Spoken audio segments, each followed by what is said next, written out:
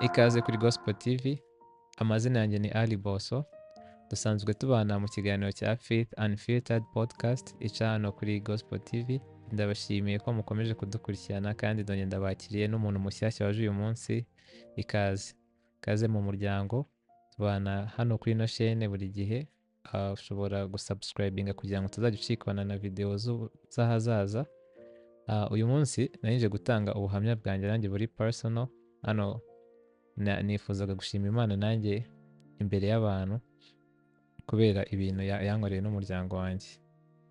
Mu gihe cyashize umuryango wanjye twari dufite ikibazo cy'umuvandimwe wari urwaye indwara yamubuzaga guhumeka, bigasaba ko ahumekera ku mashini. Yarwaye igihe kinini mu bitaro, yari amaze igihe kinini cyane ku buryo nivo twari twaragezeho byasaga nkaho harimo no kwiyakira cyane, atari handi bavuga ngo umurwayi nyine ukavuga ngo umurwayi nyine kumva ahubwo nyine ni umuntu ufite iyo condition babana. Ntabwo cyari ikintu cyiza, ntabwo cyari ikintu cyoroshye kuri twebwe no kuri we.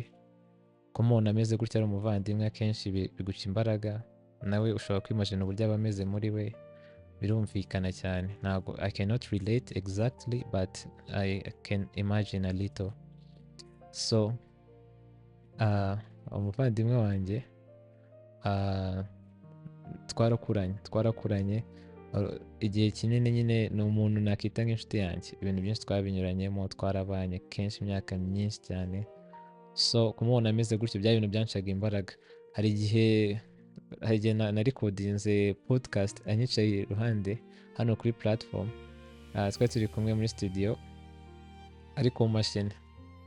Biri mu bihe byankomereye cyane, nabitekerejeho uwo munsi nyine numva sinzi, nyine nagira kugira doubt no muri kwa kwizera kwa gukurikira Imana, ukumva nyine ntago biri kugenda neza, kubera ko naratekereje ndavuga ati se Mana, ko ndi kugukorera, ko ndi kuza imbere y'abantu nkaguhamya, ndi kuvuga ibigwi byawe, ndi kuvuga ko uri Imana ishobora byose, kuki nta kintu uri gukora kuri ibi bintu? Kandi uzi ko ari ibintu bitameze neza, ari ibintu nyine binciye imbaraga, ari ibintu bitanshimishije. Twese twarasengaga na famiye, twagize n'ibihe byo gusengera hamwe, ariko nta gisubizo cyavagamo. Probably you would say ko cyavuyemo ako cyatinze. Twarasenze, arasenga, sinzi ko nabivuga. Njye ikintu navuga ni uko kuri party ye ntabwo ndi buhatinde we, kuko nta kintu kinini ndi buvuge we kuntu abitekereza, ko urumva nuko umuntu yiyumva biba biri personal nawe ku giti cye. Ahubwo njyewe nk'umuvandimwe ndagira ngo mbasangize imbone nabibonagamo n'ubuzima byanyujijemo. Byatangiye ku affectinga ya masengesho yanjye ya buri munsi. Cyagiye ugiye gusenga ukavuga se ubundi ko n'Imana biri itabikoze, ntabwo ari wowe ubikora. I think ko ni the devil planting your thought muri wowe kugira gutere doubt agukure ku Mana. Utangiye ugatekereza se Mana, biriya ko utabikoze, nzanye n'ibindi. Ugashaka kumera nkaho uri kwigisha Imana akazi kayo ko kuba Imana, bakibagirwa position uhagazemo. Yego Imana ni nziza, Imana n'umubyeyi udukunda, ntabwo birakaza kandi ntabwo igira insecurities ku buryo bivuga ati reka ikintu gikore kugira ngo mwemeze. Ahubwo yo izi imbaraga zayo kandi ikora ikintu bigendanye n'ubushake bwayo, nk'uko tubisenga tuvuga ngo ubushake bwayo bube ku isi nk'uko buba mu ijuru. Kandi niko bikwiye, kubera ko Imana ubushake bwayo yagiye ivuga ko imigambi dufite ari myiza no kutugirira neza. So muri urwo rugendo rwo kurwara cyari igihe kigoye, kuko byabaye nyuma gato y'uko twari tumaze igihe kinini nacyo mu bitaro, indi myaka turwaje umubyeyi wanjye. Yari yaravunitse amara imyaka kubera imvune mu bitaro, asimburana ibitaro, ari ibintu bigoye nabyo. Mu mutwe urumva twari twarangiritse, nubwo byaduteye nyine imbaraga zo kwakira. Nyine ukavuga ati nyine ugera ukamera nk'ari experience ufite, uvuga ati ibitaro wabimenyereye, ariko nta muntu ubimenyera, cyane cyane iyo umuntu wawe cyangwa wowe ari wowe urembye. Nyine ni experience mbi, nta muntu umenyera ikintu kibi, ni coping mechanism. Rero nawe ajya mu bitaro, bamera nk'aho basimburanye, umwe ajya mu rugo kurwara, undi ajya mu bitaro. Gusa fortunately nawe aza gusezererwa, aza kurwarira mu rugo. Ariko nabwo nubwo wavuga ngo fortunately like it was better, but ntabwo cyari solution kubona abarwayi babiri mu maso yawe every day, kandi nyine bose baguma aho bari nta n'umwe umuvinga, umwe ari ku mashini undi aryamye ku buriri. Ntabwo ari ikintu cyiza umuntu w'umujene kumubona nyine nk'uko ari ku mashini atabasha no gusohoka ajya hanze. Hari ibintu byinshi utekereza, we ibyo atekereza byanze bikunze birenze ibyo natekerezaga, ariko ku giti cyanjye kubona umuvandimwe wawe adashobora kujya hanze gutyo akiri na muto ari umujene, wumva future ye ayishyizeho, wumva future yishyizeho akadomo, ariko Imana iyo ikigufiteho umugambi ibyo aba ari ibitekerezo byawe gusa. So habayeho planning, yabaye recommended kujya kwivuza hanze bakamukorera operation. Byagiye bikurikiranwa inshuro nyinshi ariko bikazamo ibintu bibyica. Ndibuka hari inshuro naje nje kumuherekeza agiye kugenda uwo munsi, ibintu byose tuzi ko biri mu buryo nyine, koko urebye imyiteguro yari imeze neza, ubona ko ibintu byose bisabwa yabyubahirije. Ambulance iramutwara. Muri icyo gihe nari naraye nicaye, so nawe arambwira ati nta kibazo bakigira kuryama, turavugana n'ubundi ntabwo ugiye kungeza aho ngiye, subira mu rugo kuryama. Ariko nyuma y'igihe gito cyane bose bahamagara baranga byapfuye, basubiye mu rugo. Numva nshinze imbaraga, ndavuga ati ibi bintu sinzi, satani yasaze, n'Imana ntakeneye kubikoraho. Urumva amasengesho noneho yatangiye gushika imbaraga cyane, ugasenga ariko wakicara ku buryo umuntu yakubaza ati ko usenze urabyizeye, bari kumubwira ati wapi, kumubwira ati ndi gusenga gusa ko Imana ari Imana. Ariko nacyo si ikintu kibi, kuko izo mbaraga ntekereza ko ari Imana yazimerezaga, naho ubundi nayo kubivaho, ariko nkaguma nyine mvuga se ko Imana nayibonye ikora ibingibi byangiye iki, ese byapfiriye. Nanjye kwibaza ese ni njyewe ubayeho ubuzima wenda budatuma Imana insubiza, hari ibintu ndi gukora nabi, hari ibintu ndi kwitwaramo nabi, cyangwa se wese hari icyaha afite yakoze gikomeye kuburyo Imana itaramubabarira. Nyine satani agushyiramo ibintu byinshi kugira ngo ugire doubt, kandi iyo doubt yagukora ku Mana. Iyo utekereje mu buryo bwawe, ni ibintu byinshi bihita biva ku murongo. Natangiye gutekereza ese ni gute nashimisha Imana, ariko nanone urundi ruhande nkavuga se ubundi Imana ikeneye ko nyishimisha? Nkajya gushaka ikintu Imana ibivugaho. I came across ikiganiro cy'umupastor nkurikirana bita Pastor Rose muri ministry yitwa Jesus Saves International Ministries. Naza kugishyira hano kuri description kuri no video kugira ngo n'undi muntu ugikeneye abashe kugikurikirana. Ikiganiro cyamfashije, yari kwigisha topic y'uwo munsi yari ngo do not be anxious about anything. Yakoresheje verse ivuga ngo, ikomeza n'undi ivuga ngo be anxious for nothing but with prayer, thanksgiving, petitions, make your specific request known to God. Ngo ujye ubisaba Imana nyine, ujye uba specific, ntuhangayikire ikintu na kimwe, ntutekereze ibintu byinshi nyine uhangayike, ahubwo wowe usenga Imana uyishimire kandi uyizanire request ziri specific. Ujye utunga agatoki uvuga ati Imana ndashaka iki. Ni ibyo natangiye kwiga muri iyo minsi, ntabwo byari byoroshye kuko n'ubundi numvaga nabikoze, ariko nyuma yo kugenda mbyanariza mbitindaho naje gusanga ari ibintu byinshi na pointing, ahubwo bikamera nkaho usenze mu buryo buri careless bitewe n'uko isengesho ryawe utarivuguruye cyane, cyangwa atari ikintu watekereje cyane, ahubwo ari routine umaze kumenyera. Every day you are praying but you don't really understand what you are doing. You do understand but not fully understand. So ntabwo nshaka kuvuga ngo ni isengesho ryanjye ryashubijwe, ko twese twarasengaga nawe yarasengaga, urumva twese Imana yaradushubije. Ariko impamvu ndi kuvuga muri ubwo buryo ni ukugira ngo ngusobanurire njyewe muri perspective yanjye ukuntu ibintu byari biri kugenda n'ibyahindutse n'uburyo byahindutsemo. Icyo gihe ntangira ibyo bintu gusenga gutyo, natangiye kugira amahoro mu mutima. Ya majoro wararaga wicaye uri gutekereza cyane ararangira, ntangira kubasha gusinzira. Ko nari nsigaye nkunda kujya mu kazi numva umugongo wacitse, numva naniwe, amaso yatukuye, ahantu hose ugeze ukumva waba uryamyeho gato. Nyine byari ibintu bibi, kandi urumva no mu mutwe utari gutekereza neza. So muri icyo gihe natangiye no kubyibuha. Muri icyo gihe ibintu byinshi byarahindutse, ubuzima bwari bumeze neza, ariko mu by'ukuri ntabwo ibibazo byari bigihari. bikiri around, ariko noneho nawe namubona afite ukuntu ari strong, akubwira ati everything is going to be alright, do not worry. Indirimbo nakundaga kuririmba yitwa counting my blessings, yanyibutsaga gushima.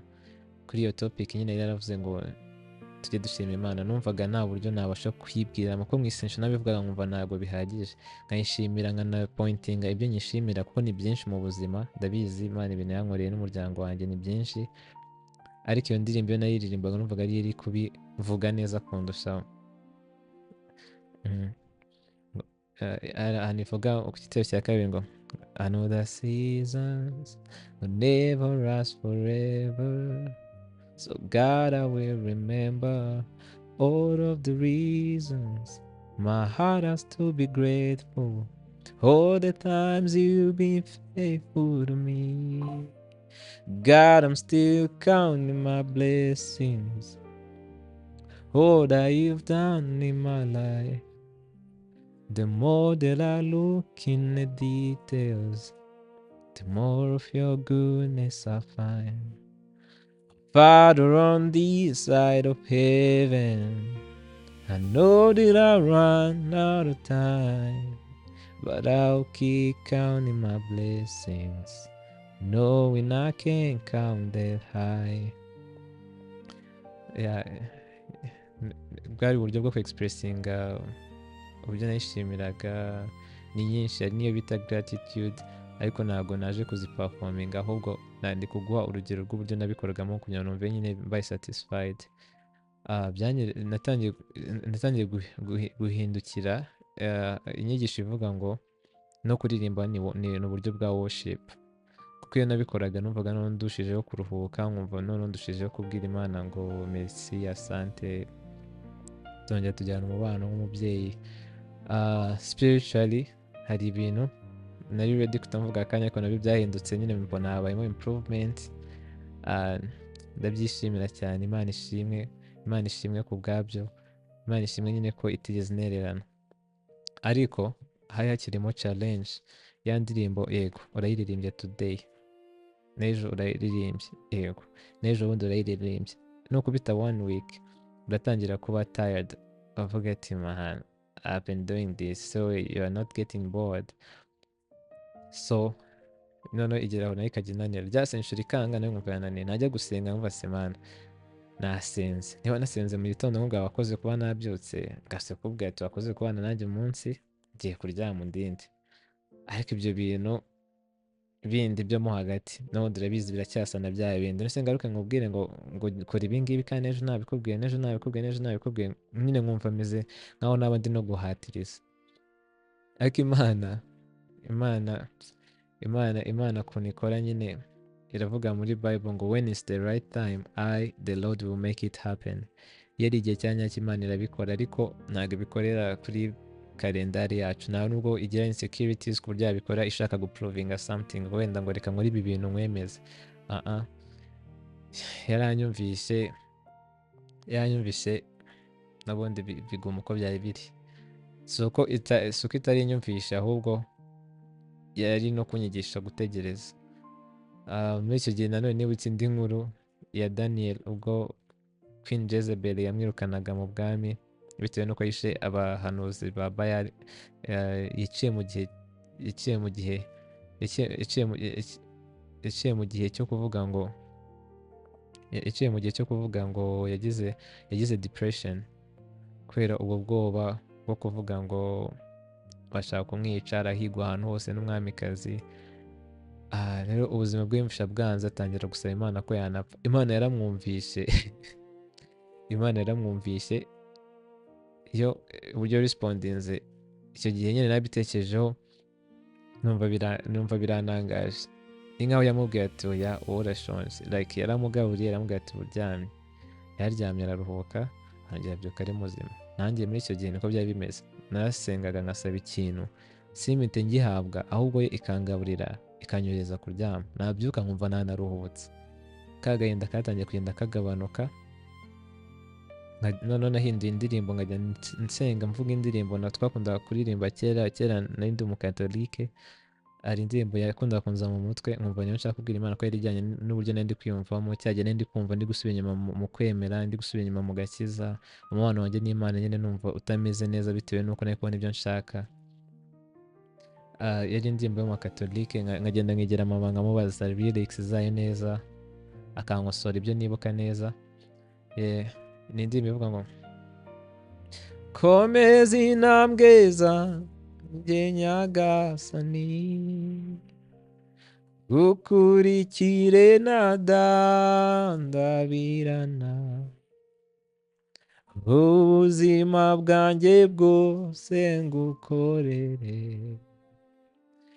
mu butwari nyongerera imbaraga nyagasani, nibera uwawe dawe nyagasani, ubuzima ni wowe mbukesha, umutima wanjye urakurarikiye, nzanyurwa ngeze iwawe ijabiro uhuje urukundo, komeza intambwe zanjye nyagasani, ngukurikire nadandabirana, ubuzima bwanjye bwose ngukorere, mu butwari nyongerera imbaraga nyagasani, nibera uwawe dawe, nibera uwawe dawe. Kubera ko nagumaga numva nyine ngiye kuva ku Mana, nabyiyumvaga nkumva nyine like uri kuza hano kuri platform ukabwira abantu ko Imana ari Imana ishobora byose, ari Imana igira neza, ari Imana ikora ibyananiranye, ariko looking back into your life ibintu byinshi ntabwo biri ku murongo, kubera ko naciye muri ibyo bintu ndi mfite n'ibindi bibazo mu buzima busanzwe, like I was going through a lot within my relationships with people, the work, financially, like stress were all over the place. So nkumva nyine nkumva ndababaye kabisa, nkumva ndababaye nkabwira Imana ati Mana wabanye nanjye kenshi ariko umeze nk'uwanereranya, I don't know what I did wrong. Ariko nyine iyo ndirimbo iyo nayirimbagaho nibwo buryo bwonyine nari ndi kuba honest, kubera ko ibyo bindi nabivugaga kubera agahinda, ariko iyo ndirimbo nayirimbaga Imana ndayikunda guys, ndayikunda, nta nubwo nzi ubuzima bwanjye nayifite ukuntu bwaba bumeze. So iyo nayiririmbaga gutyo byabaga nk'uburyo bwo kuyizirikaho, nkayibwira ati Imana ninanakuvaho like please remember ko I tried. So I was being vulnerable with God. I didn't know I could trust him that much. I knew I could trust him, but ntabwo nabyanderstandingaga neza iyo bivuze ikibivuga. So muri icyo gihe cyo kuba vulnerable, aho imbaraga zanjye zari zarangiriye niho izayo zatangiriye, like ibintu byinshi yatangiye kubikoraho muri icyo gihe. Amplis na grand frere birangira abonye indi appointment, abasha no kugenda. By that time ho nta nubwo nagiye mpangayitse, kuko urumva ubwa mbere yagiye kugenda numva ameze nabi, n'icyo gihe naraye ndi maso, byari ukubera iyo mpamvu ntabwo nigeze mbimubwira, ariko ntekereza ko byanze bikunze yabimenye. Iyo minsi nagize iminsi mibi cyane, nagize iminsi mibi cyane mu bintu byose, ariko icyo gihe kinagenda ubwo byari gusubira mu murongo, amaze no kumenya kwiyakira, amaze no kumenya uburyo bwiza bwo communicatinga n'Imana bujyanye n'uburyo nyine nkeneye. So Imana itangira no kunyereka ko ihari, working on my mental health, ntangira ukuntu mpangayitse biragenda, like I was overthinking all the time, then birashira, ntangira kumva nari njyenyine, ntangira kumva Imana inyitayeho, ntangira kumva inyumva kandi irabinyereka mu buryo bwinshi. Icyo gihe agenda yagezeyo bamaze iminsi mike, bagezeyo ntabwo byatinze, ntabwo ari nko kwa kundi ushobora nko kugenda ugiye kuri vacation, niko nabitekerezaga, ariko nasanze like yari medical appointment, ujyayo n'ubundi baraschedulinze ko uzahita ukorerwa, so yahise akorerwa binagenda neza. Icyo gihe hariyo ntabwo nari ngihangayitse ku buryo ngo nacekingaga buri munota, bampaga update once in a while nka nimugoroba, ariko byose zabaga ari nziza.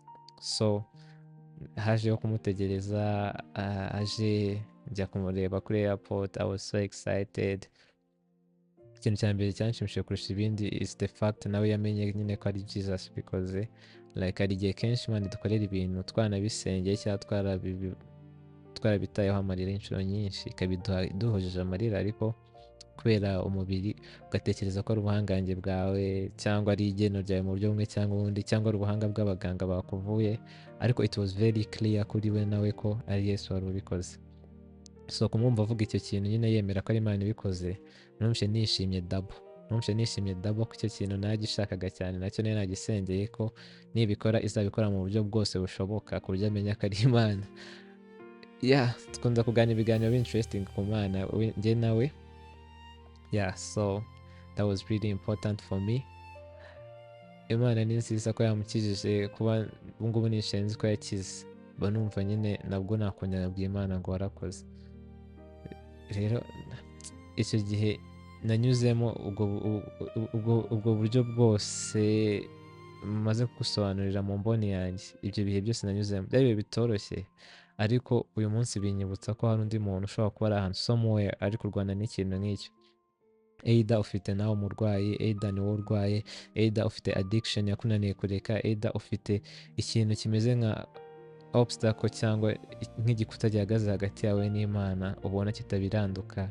Hari igihe ubona ufite freedom imbere yawe ariko ukabona ikintu kiri kwibloka, hari igihe ubona hari breakthrough ariko ukabona ntabwo iri kuza cyangwa yaratinze, hari igihe umaze utegereje wifuza ko ikintu cyawe cyagenda neza. Ndagira nkubwire, nkwibutse uyu munsi ngo it's still possible, Imana yabikora, kubera ko nanjye narebaga imbere nabonaga bidashoboka, nabonaga byaratinze. Twari twatangiye kwiyakira kubera igihe yari amaze, n'ibya mbere nabyo byari byatwangije mu mutwe. Akenshi ni pressure y'ibintu tunyuramo ku isi iradukomera kubera ko turi abantu, ntabwo dufite capacity yo kubibearinga easily, so buri gihe hari ikintu bisiga nyine cy'igikomere muri twebwe. Rero icyo kintu cyangirika ni Imana yonyine ishobora kukigukiza, ni Imana yonyine ishobora kuzigafiringa iyo space. Ndagira ngo nkubwire ngo do not lean on your own understanding, but trust in the Lord with all your heart, nk'uko ijambo ry'Imana rivuga. Ntuyishingikize ubuhanga bwawe, ahubwo wizere Imana n'umutima wawe wose. Wongere ugaruke imbere y'Imana, ariho ushize icyerekezo uvuga ati n'ubundi niho byose biva, n'ubundi niyo ishobora byose. Ndakubwiza ukuri, Imana izabikora. Narabibonye. When I thought it was over, God said it was the beginning. Ubwenge bw'umuntu burashukana, bugutera kurambirwa, buguha facts zitari zo. Ikintu gitangaje aba ari na reference ziri scientific cyangwa logical, ukumva zirumvikana ariko aba ari understanding yawe. Imana ni Imana ikora ibidashoboka. Uribuka Yesu asiga intumwa ze akajya gusenga, akagaruka bari mu mazi, akaza agendera ku mazi. Bamubonye ari kure agenda ku mazi, baragira ubwoba, bavuga ati ni umuzimu, batangira kugira ubwoba, baranasenga. Abageze iruhande babona niwe, ariko in disbelief. Nubwo Yesu yabwiye Petero ati ngwino unsange, Petero yakundaga Yesu cyane ku buryo Yesu aza akandagira ku mazi azamusanga, kandi akandagiyeho birakunda azayagenda. Ariko by the moment yatekereje nk'umuntu akibaza, se amazi wayakandagiraho? Ibyo bintu bishyize mu bumenyi wize, haba mu ishuri, haba ubwenge bwawe, ibintu buzi, ntabwo watekereza ko umuntu yagenda ku mazi ngo bikunde.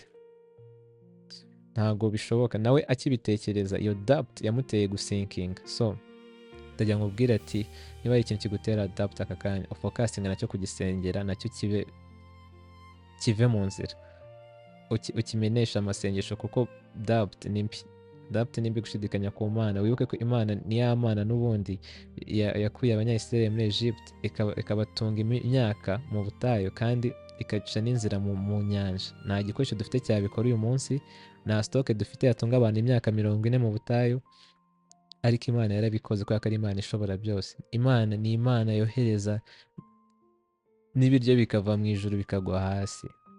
Ni Imana yohereza ibisiga bikagaburira umuntu wayo aticwa n'inzara. Ni Imana ikora ibintu bidashoboka, ni Imana ikora ibintu ubwenge bwacu butumva, niyo mpamvu byitwa igitangaza. So iyo Mana ishobora byose, iyo Mana ikora ibyananiranye, iyo Mana ikora ibidashoboka mu maso yacu, niyo Mana igiye kugutabara, niyo Mana izakurwanirira. mu Roma igice cya 10:11 handitse ngo abizera Imana ntibazakorwa n'isoni.